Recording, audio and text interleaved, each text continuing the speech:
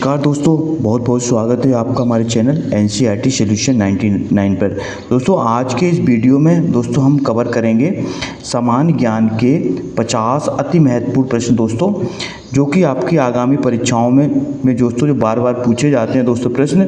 चाहे आप दोस्तों किसी भी एग्ज़ाम की तैयारी कर रहे हैं, MP police, SI, SSC, railway, दोस्तों सभी के लिए दोस्तों ये प्रश्नोत्तरी रामबाण साबित होगी, ऐसा हमें विश्वास है दोस्तों। तो बिना देरी के स्टार्ट करते हैं दोस्तों आज की प्रश्नोत्तरी को। दोस्तों ये प्रैक्टिस सेट 14 है। इससे पहले दोस्तों हमने 13 प्रैक्टिस सेट हल करा दिए हैं, जो आप जा करके हमारी जो दोस्तों प्लेलिस्ट में देख सकते हैं। तो दोस्तों देखते हैं प्रैक्टिस सेट 14 को। तो दोस्तों प्रैक्टिस सेट 14 में पहला प्रश्न क्या है देखो दोस्तों, देखते हैं पूछा गया है। पहला प्रश्न दोस्तों पूछा गया है, मध्य प्रदेश की एकमात्र महिला राज्यपाल कौन रही है? दोस्तों बताना मध्य प्रदेश की एकमात्र जो महिला राज्यपाल थी वो कौन थी? 4 ऑप्शन दिए दोस्तों, फातिमा बीबी, सरला ग्रेवाल, सरोजनी नायडू और रमा देवी। तो दोस्तों मध्य प्रदेश की एकमात्र जो महिला जो दोस्तों राज्यपाल थी वो थी दोस्तों सरला ग्रेवाल। तो दोस्तों इसका राइट आंसर दोस्तों बी है। और दोस्तों इनका कार्यकाल था दोस्तों 1989 से 1990 के बीच। दोस्तों 1989 से 1990 के बीच जो है ये मध्य प्रदेश की एकमात्र महिला राज्यपाल थी दोस्तों। प्रश्न क्रमांक दोस्तों दूसरा देखते हैं, प्रश्न क्रमांक दूसरे में क्या पूछा गया है। प्रश्न क्रमांक दूसरा पूछा गया दोस्तों, पेच जल विद्युत परियोजना किन राज्यों की संयुक्त परियोजना है? दोस्तों पेच परियोजना बताना किन 2 राज्यों की संयुक्त परियोजना है? मध्य प्रदेश एवं महाराष्ट्र, मध्य प्रदेश एवं बिहार, मध्य प्रदेश एवं राजस्थान और मध्य प्रदेश एवं उत्तर प्रदेश। तो दोस्तों जो पेच जल विद्युत परियोजना है दोस्तों, ये मध्य प्रदेश और महाराष्ट्र की संयुक्त परियोजना है दोस्तों, मध्य प्रदेश और महाराष्ट्र। इसके बाद दोस्तों प्रश्न क्रमांक दोस्तों तीसरा देखते हैं। दोस्तों प्रश्न क्रमांक तीसरा में पूछा गया है, भूपर्पटी पर सर्वाधिक प्रचुर मात्रा में पाई जाने वाली धातु कौन सी? दोस्तों बताना है कि भूपर्पटी में सबसे अधिक मात्रा में पाई जाने वाली धातु कौन सी दोस्तों? 4 ऑप्शन है, कैल्शियम, एल्युमिनियम, लोहा और मैग्नीशियम। तो दोस्तों भूपर्पटी में जो सर्वाधिक मात्रा में दोस्तों पाई जाने वाली धातु है वो है दोस्तों एल्युमिनियम, और दोस्तों इसका संकेत होता है दोस्तों Al, इसको भी आप याद रखेंगे।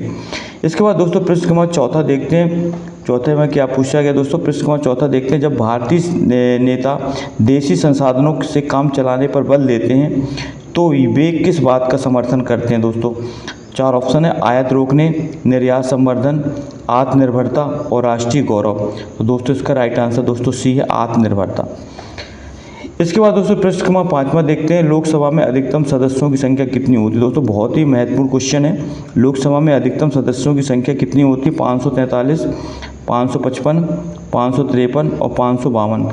तो दोस्तों प्रश्न क्रमांक 5 का राइट आंसर दोस्तों 552। लोकसभा में जो अधिकतम सदस्यों की संख्या होती है दोस्तों 552 होती दोस्तों, जिसमें जो है 530 सदस्य दोस्तों लोकसभा के होते हैं और 20 सदस्य दोस्तों केंद्र शासित प्रदेशों से चुने जाते हैं और 2 सदस्य दोस्तों आंग्ल भारतीय समुदायों के होते हैं। तो दोस्तों कुल संख्या दोस्तों 552, इसको आप याद रखना है दोस्तों। प्रश्न क्रमांक 6 में पूछा गया, भारत में गोल्डन फाइबर कौन सा है? दोस्तों गोल्डन फाइबर के नाम से किसे जाना जाता है? 4 ऑप्शन है दोस्तों, कपास, सन, जूट और रेशम। तो दोस्तों जो गोल्डन फाइबर के नाम से जाना जाता है तो वो तो जूट को दोस्तों गोल्डन फाइबर कहा जाता है, और इसका उपयोग दोस्तों रस्सी वगैरह बनाने में किया जाता है। इसके बाद प्रश्न क्रमांक 7 में देखते हैं, प्रश्न क्रमांक 7 दोस्तों, निम्नलिखित में से भूरा कोयला कहा जाता है? दोस्तों बताना है भूरा कोयला किसे कहा जाता है? बिटुमिनस नामक कोयले को, एंथ्रासाइट कोयला को, पीट और दोस्तों लिग्नाइट। तो दोस्तों जो भूरा कोयला दोस्तों कहा जाता है वो कहा जाता है दोस्तों लिग्नाइट कोयले को दोस्तों भूरा कोयला के नाम से जाना जाता है। प्रश्न क्रमांक दोस्तों 8वां पूछा गया, नई कृषि युक्त हरित क्रांति कब प्रारंभ हुई थी? दोस्तों ये भी बहुत महत्वपूर्ण क्वेश्चन है। हरित क्रांति से संबंधित दोस्तों एक प्रश्न तो जरूर पूछा जाता है। तो बताना नई कृषि युक्त हरित क्रांति कब प्रारंभ की गई थी? 1947, 1951, 1965 और 1972। तो दोस्तों हरित क्रांति का जो प्रारंभ किया गया था दोस्तों 1965 से 68 के बीच दोस्तों हरित क्रांति की शुरुआत की गई थी। तो दोस्तों इसका राइट आंसर सी है। प्रश्न क्रमांक दोस्तों 9वां देखते हैं, प्रसिद्ध दिलवाड़ा जैन मंदिर कहाँ है? दोस्तों दिलवाड़ा मंदिर कहाँ स्थित है? दोस्तों जैन मंदिर है ये। 4 ऑप्शन दिए, राजस्थान, महाराष्ट्र, मध्य प्रदेश और आंध्र प्रदेश। तो दोस्तों प्रसिद्ध दिलवाड़ा के जो जैन मंदिर है दोस्तों वो राजस्थान में स्थित है। इसका राइट आंसर दोस्तों ए है। प्रश्न क्रमांक 10वां देखते हैं दोस्तों, शब्द ऑपरेशन फ्लड किसका उल्लेख करते हैं? दोस्तों शब्द ऑपरेशन फ्लड, दोस्तों ऑपरेशन फ्लड का संबंध दोस्तों दुग्ध उत्पादन से है। 4 ऑप्शन दिए थे, बाढ़ नियंत्रण, दुग्ध उत्पादन, खाद्यान्न उत्पादन और जनसंख्या नियंत्रण। तो दोस्तों 10वें का राइट आंसर दोस्तों बी, दुग्ध उत्पादन से संबंधित है दोस्तों ऑपरेशन फ्लड परियोजना। प्रश्न क्रमांक दोस्तों 11 देखते हैं, मौलिक अधिकारों के पीछे कौन सा बल है? नैतिक बल, जनमत, विधिक बल, उनके पीछे कोई बल नहीं है। तो दोस्तों प्रश्न क्रमांक 11 का राइट आंसर दोस्तों सी है, विधिक बल। इसके बाद दोस्तों प्रश्न क्रमांक 12 देखते हैं, निम्नलिखित में से कौन सा जोड़ा सही जोड़ा कौन सा है? दोस्तों सही जोड़ा बताना है। असम ईटानगर, अरुणाचल प्रदेश गुवाहाटी, मणिपुर इम्फाल और दोस्तों नागालैंड शिलांग। दोस्तों एक साइड राज्य दिए हैं और एक साइड इनकी राजधानी दी है। दोस्तों असम की राजधानी ईटानगर दोस्तों गलत है ये। अरुणाचल प्रदेश की गुवाहाटी दोस्तों ये भी गलत है। मणिपुर की इम्फाल दोस्तों ये सही है, मणिपुर की राजधानी दोस्तों इम्फाल है। तो 12 का राइट आंसर दोस्तों सी। इसके बाद दोस्तों इसके बाद देखते हैं प्रश्न क्रमांक 13। दोस्तों आप हमारे चैनल से पहली बार जुड़े हैं तो दोस्तों प्लीज़ हमारे चैनल को सब्सक्राइब कर दें और दोस्तों लाइक कर दें और प्रश्नोत्तरी ज़्यादा से ज़्यादा दोस्तों को शेयर करें ताकि दोस्तों वो भी इस प्रश्नोत्तरी का लाभ उठा सकें। इसके बाद दोस्तों प्रश्न क्रमांक 13 देखते हैं, लोकसभा के लिए चुनाव लड़ने वाले उम्मीदवारों की आयु कम से कम कितनी होनी चाहिए? 21 वर्ष, 18 वर्ष, 25 वर्ष और 30 वर्ष। तो लोकसभा के जो चुनाव लड़ने के लिए दोस्तों उम्मीदवार की जो आयु है कम से कम दोस्तों वो होनी चाहिए हमारी 25 वर्ष। कम से कम दोस्तों 25 वर्ष की आयु वाला व्यक्ति ही दोस्तों लोकसभा का चुनाव लड़ सकता है।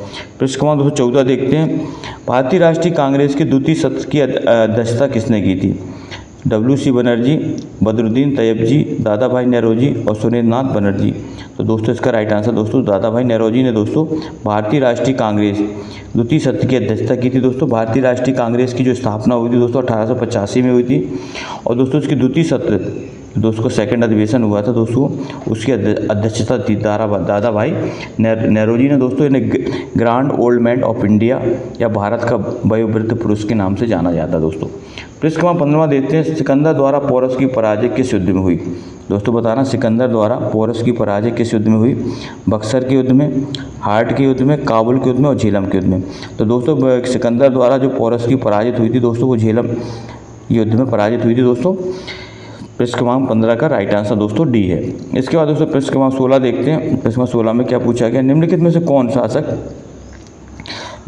कौन शासक मौर्य शासक अपनी राजगद्दी का परित्याग कर दक्षिण से में जैन तापसिक के जैसा प्रवास किया? तो बताना है, उस शासक का नाम बताना है। 4 ऑप्शन दिए दोस्तों, चंद्रगुप्त मौर्य, अशोक, बिंदुसार और दशरथ। तो दोस्तों इसका जो राइट आंसर है दोस्तों वो है चंद्रगुप्त मौर्य। चंद्रगुप्त मौर्य ने दोस्तों जैन तापसिक के जैसा प्रवास किया था। इसके बाद प्रश्न 17 देखते हैं दोस्तों, किसी कारणवश कार्यकाल के दौरान राष्ट्रपति की मृत्यु हो जाए तो उस उपराष्ट्रपति अधिकतम कितने समय तक राष्ट्रपति के रूप में कार्य कर सकता है? दोस्तों 17 का बताना है दोस्तों राइट आंसर। 2 वर्ष तक, 1 वर्ष तक, 3 महीने तक या दोस्तों 6 महीने तक। तो दोस्तों इसका जो राइट आंसर है दोस्तों 6 महीने तक। दोस्तों राष्ट्रपति की मृत्यु हो जाने पर जो उपराष्ट्रपति जो है अधिकतम 6 महीने तक दोस्तों राष्ट्रपति के रूप में कार्य कर सकता है। इसके बाद दोस्तों प्रश्न क्रमांक 18 देखते हैं, प्रश्न 18 में क्या पूछा है। 18 पूछा, सदन में अध्यक्ष अपने मताधिकार का प्रयोग कब करता है? दोस्तों सदन में का जो अध्यक्ष होता है दोस्तों वो अपने मताधिकार का प्रयोग कब करता है? दोस्तों इसका बताना है राइट आंसर। तो 4 ऑप्शन दिए, जब वह चाहे, जब सदन की इच्छा हो, केवल समान मत होने की स्थिति में, अपने दल के निर्देश पर। तो दोस्तों प्रश्न क्रमांक 18 का जो राइट आंसर दोस्तों वो सी है। जब दोस्तों समान मत होते हैं तब इस स्थिति में दोस्तों जो अध्यक्ष होता है वो अपने मत का प्रयोग करता है दोस्तों। इसका राइट आंसर दोस्तों सी है। प्रश्न क्रमांक दोस्तों 19 देखते हैं, जम्मू एवं कश्मीर राज्य को विशिष्ट दर्जा प्रदान करता है किस अनुच्छेद के तहत? तो अनुच्छेद 356, अनुच्छेद 370, अनुच्छेद 356 और तथा 370 उपयुक्त में से कोई नहीं। तो दोस्तों इसका राइट आंसर दोस्तों बी है। संविधान का अनुच्छेद 370 जो है जम्मू और कश्मीर राज्य को एक विशेष दर्जा प्रदान करता है। प्रश्न क्रमांक दोस्तों 20 बताना है, 20 का राइट आंसर क्या है? चुनाव क्षेत्र में प्रचार अभियान बंद हो जाता है मतदान के 1 दिन पूर्व, मतदान प्रारंभ होने के 48 घंटे पूर्व, मतदान प्रारंभ होने के 36 घंटे पूर्व, मतदान समाप्ति के 48 घंटे पूर्व। तो दोस्तों इसका जो राइट आंसर दोस्तों बी है। मतदान प्रारंभ होने के दोस्तों 48 घंटे 48 आवर्स पहले जो है चुनाव क्षेत्र में दोस्तों प्रचार अभियान क्या होता है पूर्ण रूप से बंद हो जाता है। दोस्तों आप याद रखना 48 घंटे के पहले। प्रश्न क्रमांक दोस्तों 21 देखते हैं, 10 रुपये के नोटों पर हस्ताक्षर होते हैं। दोस्तों बताना 10 रुपये के नोट पर किसके हस्ताक्षर हस्ताक्षर होते हैं दोस्तों, सिग्नेचर होते हैं राष्ट्रपति के, वित्त मंत्री के, सचिव वित्त मंत्रालय के या गवर्नर भारतीय रिजर्व बैंक के। तो दोस्तों इसका जो राइट आंसर दोस्तों वो है डी, गवर्नर भारतीय रिजर्व बैंक का दोस्तों जो गवर्नर होता है उसके जो है हस्ताक्षर होते हैं दोस्तों 10 रुपये के नोट पर। इसके बाद दोस्तों पृष्ठ क्रमांक 22 देखते हैं दोस्तों। पृष्ठ क्रमांक 22 में क्या पूछा गया है दोस्तों? पृष्ठ क्रमांक 22 में पूछा गया है कि दोस्तों आयुर्वेद के जनक निम्नलिखित में से किसे को माना जाता है? दोस्तों आयुर्वेदिक जनक बताना है। तो दोस्तों 4 ऑप्शन दिए, धन्वंतरी, पतंजलि, सुश्रुत और चरक। तो दोस्तों आयुर्वेद के जनक है दोस्तों है धन्वंतरी। इसका राइट आंसर दोस्तों ए है। पृष्ठ क्रमांक दोस्तों 23 देखते हैं, कामरूप किसका प्राचीन नाम है? दोस्तों कामरूप किसका प्राचीन नाम है? पश्चिम बंगाल का, बिहार का, उड़ीसा का और असम का। तो दोस्तों कामरूप जो दोस्तों प्राचीन नाम है दोस्तों असम का। असम का दोस्तों प्राचीन नाम कामरूप है।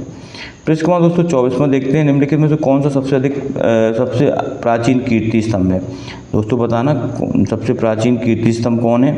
अजंता, कुतुब मीनार, ताजमहल और खजुराहो। तो दोस्तों 24 का राइट आंसर दोस्तों ए अजंता। अजंता दोस्तों सबसे प्राचीन कीर्ति स्तंभ है। तो इसके बाद दोस्तों 25 में पूछा गया है, पृथ्वी पर वायुमंडलीय दाब होने का कारण क्या है? पृथ्वी पर वायुमंडलीय दाब होने का कारण क्या है? पृथ्वी का गुरुत्वाकर्षण, पृथ्वी का घूर्णन, पृथ्वी का परिक्रमण, पृथ्वी की असमान ऊष्मा। तो दोस्तों पृथ्वी पर जो वायुमंडल होने का कारण है दोस्तों वो है पृथ्वी का गुरुत्वाकर्षण। दोस्तों पृथ्वी क्या होती है दोस्तों? प्रत्येक वस्तु को अपनी ओर आकर्षित करती है दोस्तों, इसी को दोस्तों गुरुत्वाकर्षण बल कहा जाता है। इसे दोस्तों ग्रेविटेशन फोर्स के नाम से भी जाना जाता है। पृष्ठ क्रमांक 26 देखते हैं दोस्तों, हवा में आपेक्षिक आर्द्रता मापने का उपकरण है। पृष्ठ क्रमांक 26 का दोस्तों बताना राइट आंसर हाइग्रोग्राफ, हाइड्रोग्राफ, पेंटोग्राफ और दोस्तों बैरोग्राफ। तो दोस्तों 26 का जो राइट आंसर दोस्तों वो हाइग्रोग्राफ। हाइग्रोग्राफ दोस्तों उपकरण है जिसकी सहायता से दोस्तों आपेक्षिक आर्द्रता को मापा जाता है। पृष्ठ क्रमांक 27 में पूछा जाए दोस्तों, उद्यान कृषि के लिए प्रयुक्त जलवायु है। दोस्तों बताना उद्यान के लिए, बागवानी के लिए दोस्तों कौन सी जलवायु प्रयोग की जाती है? विषुवतीय, भूमध्य सागरी, मानसूनी या टुंड्रा। तो दोस्तों 27 का जो राइट आंसर दोस्तों बी है, भूमध्य सागरी जलवायु का उपयोग दोस्तों उद्यान कृषि में किया जाता है।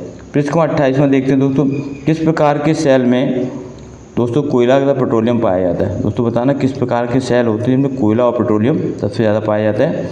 तो ग्रेनाइट, आग्नेय, रूपांतरित और अवसादी। दोस्तों इसका जो राइट आंसर है दोस्तों वो दोस्तों अवसादी चट्टान। अवसादी चट्टान में दोस्तों अवसादी सेलों में कोयला और पेट्रोलियम पाया जाता है। इसके बाद दोस्तों प्रश्न 29 देखते हैं। 29 में क्या पूछा गया दोस्तों? भौगोलिक इतिहास के अनुसार भारत की सबसे प्राचीन पर्वत कौन सा है? दोस्तों बताना सबसे भारत का प्राचीन पर्वत कौन सा दोस्तों? ये क्वेश्चन दोस्तों कई बार परीक्षाओं पूछा गया है। भारत का सबसे प्राचीन पर्वत कौन है? सतपुड़ा, नीलगिरी, विंध्य और अरावली। तो दोस्तों इसका जो राइट आंसर है वो दोस्तों अरावली। अरावली पर्वत दोस्तों भारत का सबसे प्राचीन पर्वत है। राष्ट्रपति को कौन पद की शपथ दिलाता है? दोस्तों बताना राष्ट्रपति को कौन पद की शपथ दिलाता है? भारत के मुख्य न्यायाधीश, लोकसभा के अध्यक्ष, प्रधानमंत्री और उपराष्ट्रपति। तो दोस्तों इसका जो राइट आंसर है दोस्तों वो है भारत के मुख्य न्यायाधीश। जो भारत का जो दोस्तों चीफ जस्टिस ऑफ इंडिया होता है दोस्तों, वो भारत का जो मुख्य न्यायाधीश होता है वो जो राष्ट्रपति को पद की शपथ दिलाता है। पृष्ठ क्रमांक दोस्तों 31 देखते हैं। पृष्ठ 31 में क्या पूछा गया है? मानव द्वारा सर्वप्रथम किस धातु का उपयोग किया था? दोस्तों ये भी प्रश्न बहुत ही महत्वपूर्ण है। दोस्तों बोले मानव द्वारा सर्वप्रथम किस धातु का प्रयोग किया था? तांबा, चांदी, कांसा और पीतल।